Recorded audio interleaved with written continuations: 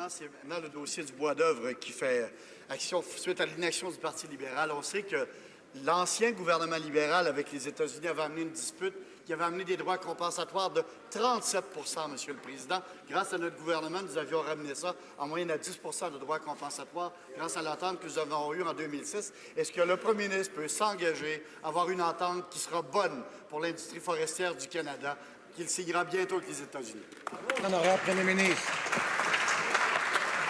Encore une fois, Monsieur le Président, ça faisait des années que le gouvernement conservateur ne faisait rien sur le dossier du bois d'œuvre. Alors, nous avons dû commencer à rétablir de bonnes relations avec le gouvernement américain. Nous avons travaillé d'arrache-pied depuis notre entrée pour régler ce dossier-là. Nous continuons de travailler fort dessus parce que l'ancien gouvernement ne voulait pas parler de bois d'œuvre. Il ne voulait parler de rien que de pipeline avec les Américains et c'était assez frustrant pour les Américains et pour les Canadiens.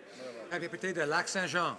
Président, j'ai invité le premier ministre à le refaire son cours d'histoire, à relire ce qui s'est passé dans l'histoire sur le dossier du bois d'œuvre. Les libéraux avaient complètement abandonné nos régions, ma région, dans le dossier du bois d'œuvre avant 2006. Nous avions une entente qui s'est terminée en octobre dernier et monsieur l'ex-ministre était déjà au travail pour faire avancer les choses. Ça, c'est la vérité, Monsieur le Président. Hier, le gouvernement du Québec a demandé au gouvernement fédéral de prendre en compte les changements au système d'attribution des contrats de CAF au Québec. Est-ce que ce premier ministre-là peut s'engager à avoir une entente qui fera plaisir au Québec, qui rencontrera la nouvelle donne au Québec et partout au Canada?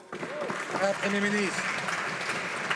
Ce que les Canadiens savent très bien, Monsieur le Président, c'est que l'ancien gouvernement conservateur avait complètement bousillé nos relations avec les États-Unis. Ils ne s'entendaient sur rien et, comme on le sait très bien, les relations avec les États-Unis sont le travail international le plus important du gouvernement canadien.